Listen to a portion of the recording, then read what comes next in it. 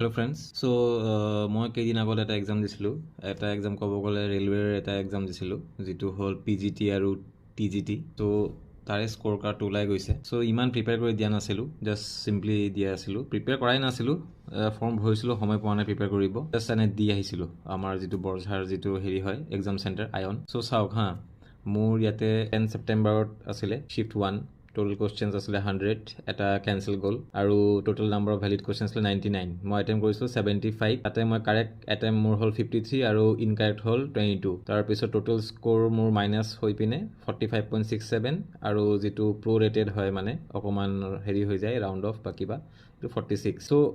মই তাৰপিছত এইটো ইয়াত আহিছে shortlisted for translation test বা ধৰি লওক টিচিং স্কিল টেষ্ট, এইবোৰ মানে ন' আহিছে। মই ফাইনেল লিষ্টত নাম অহা নাই। আৰু পোষ্ট কিমান আছিলে, 2টা নে 3টা পোষ্ট আছিলে অকল। ধৰি লওক ভাল নাম্বাৰ অফ পোষ্ট যদি থাকিলেহেঁতেন বেছি, চাগে মই শ্বৰ্ট লিষ্ট হৈ গ'লোহেঁতেন। যিয়ে নহওক, বাদ দিয়ক এইবোৰ। মই বস্তুটো কিয় মোৰ স্ক'ৰটো হেৰি কৰি আছোঁ, দেখাই আছোঁ, কাৰণ এইটোৱে চাওক, মই প্ৰিপেয়াৰ কৰি যোৱা নাই।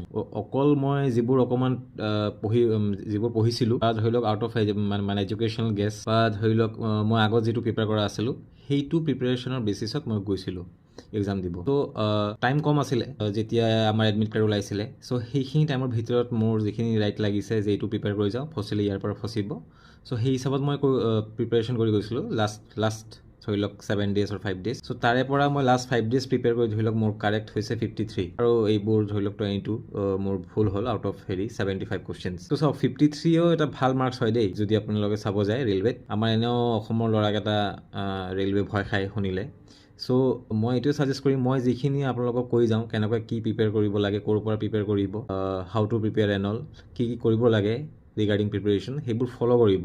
দেন আপোনালোকে ভাল ৰিজাল্ট পাব। মইতো এইবোৰ ধৰি লওক এনেই দিছিলোঁ, জাষ্ট এনে এক্সাম দি পিনে ইমান স্ক'ৰ কৰিলোঁ। মই যদি চিৰিয়াছলি এইটো এক্সাম মানে প্ৰিপেয়াৰ কৰিলোহেঁতেন, মই 100% কনফিডেঞ্চ মই কাট অফ পাৰ কৰি দিলোহেঁতেন, ক্লিয়াৰ কৰি দিলোহেঁতেন। ইমানখিনি মোৰ কনফিডেঞ্চ আছে।